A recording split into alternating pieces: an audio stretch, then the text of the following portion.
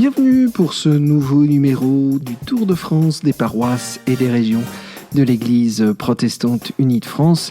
Une actualité, nous allons écouter en plusieurs numéros, plusieurs rendez-vous, de la journée des ministres envoyés. Cette journée avait lieu le 13 juin 2022, le lundi 13 juin, et nous avons eu la joie de pouvoir échanger avec quelques-uns des pasteurs ainsi présents.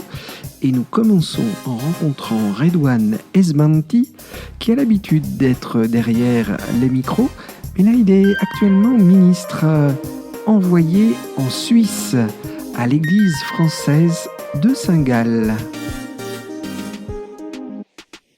Redouane Esbanti, tu es ici à cette journée des pasteurs envoyés. Tu es aujourd'hui envoyé en Suisse alémanique, comme pasteur. Tu viens de vivre cette journée. Pourquoi c'était important pour toi d'être là aujourd'hui ? C'est important parce que c'est une manière de toujours prendre conscience qu'on fait partie d'une famille. C'est comme un cerf-volant. Un cerf-volant, ça part dans les airs, mais il y a toujours un fil qui nous retient quelque part. Sinon, on se perd. Et puis, si on se perd, on sombre et on tombe. Alors, c'est un peu un cerf-volant qui va de paroisse en paroisse, et puis tout d'un coup, ce cerf-volant va au-delà de la frontière, puisque je suis maintenant donc en Suisse alémanique, et en même temps, en fait, j'ai vraiment le sentiment d'une histoire de famille, puisque l'église dans laquelle je suis est une église qui est née suite aux guerres de religion, où des Huguenots lyonnais sont venus se réfugier à Saint-Gall, dans la Suisse alémanique, près du lac de Constance. Et c'est de là qu'est née cette église. Donc quelque part, moi qui ai été accueilli au sein de l'église réformée quand j'ai commencé comme pasteur, me voilà au service de cette église, et je trouvais que c'était important de garder toujours ce lien de mes origines. Et mes origines sont ici en France, au sein de l'EPUDF aujourd'hui, toujours. Et quand tu passes une journée comme ça, où tu rencontres des collègues, où tu entends différents témoignages, où il y a un échange entre pasteurs comme ça envoyés, qu'est-ce que tu vas partager dimanche prochain ou dans les prochaines activités avec ta communauté ? Alors, il y a deux choses que je retiens qui sont, vont alimenter directement mon Église. C'est d'abord le travail au sein du Conseil de l'Église sur les questions des objectifs et des perspectives de construire l'Église.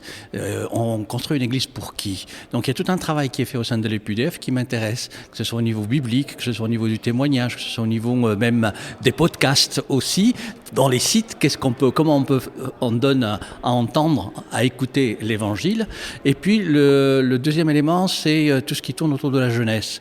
C'est une préoccupation qui nous tient à cœur aussi en Suisse, puisque on cherche toujours le juste milieu, ne pas avoir un discours un peu trop vieux, ni trop béatifiant. Donc voilà, il y a une expérience de cette Église qui reste pour moi très importante, parce que j'apprends et j'entends. C'est un carrefour, quand je viens dans des journées comme ça, c'est un carrefour de partage, d'expérience, de savoir qu'est-ce qui a été expérimenté dans tel ou tel lieu. Et on part toujours avec dans sa besace, dans son sac à dos, avec plein d'idées.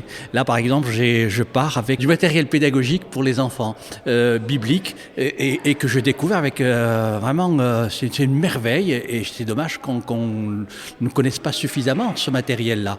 Donc, vous voyez, je viens les mains vides et je repars les mains pleines. Alors là, l'auditeur, toi tu connaissais pas, alors l'auditeur qui n'a pas vu, je dirais, et pas vécu le temps de méditation qu'Isabelle Bousquet nous avait préparé ce matin, explique-nous un peu, décris-nous ce qu'est cet outil justement. Alors, cet outil, en fait, c'est une manière très pédagogique d'entrer dans le monde de la Bible. Et ça peut bien fonctionner, que ce soit avec les jeunes que les moins jeunes. Aujourd'hui, on a besoin de s'évader, vraiment d'imaginer. À force de regarder des films, Netflix, etc., notre imagination s'est tue, elle est en train de mourir. C'est une fenêtre, c'est une petite fenêtre qui nous fait rentrer dans le texte biblique à travers des images. Mais ces images, elles bouillonnent dans notre esprit. Même si on ne connaît pas le texte biblique, ça nous donne à imaginer. Et ce qui est intéressant, c'est qu'une fois qu'on a imaginé des choses, d'ouvrir le texte biblique pour celui qui ne le connaît pas et de voir comment, à la fois, son cheminement intellectuel s'est effectué et comment il peut retrouver ou pas le texte biblique. Donc voilà, et puis moi je suis arrivé un petit peu en retard au moment où elle parlait, nous allons maintenant manger. Je disais, c'est génial, je suis arrivé juste à la bonne heure. Merci Redouane pour ce sourire, toi qui es toujours aussi très attaché au son.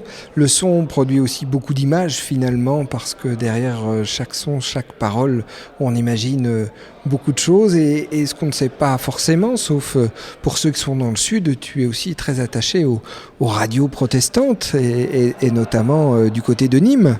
Oui, très attaché à l'outil radio, parce que j'ai trouvé que c'était un agora pour l'Église extraordinaire.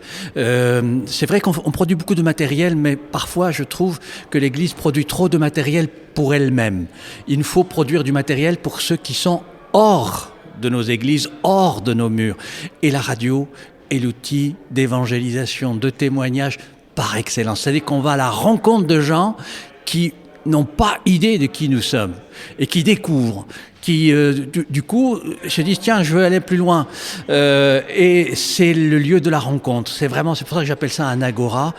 On parle aux gens de l'extérieur, et quand on parle aux gens de l'extérieur, on parle aussi aux gens de l'intérieur, hein, tout simplement. C'est le même son touche toutes les oreilles à différents stades et à différents sens de connaissance de l'Église ou de la vie de l'Église.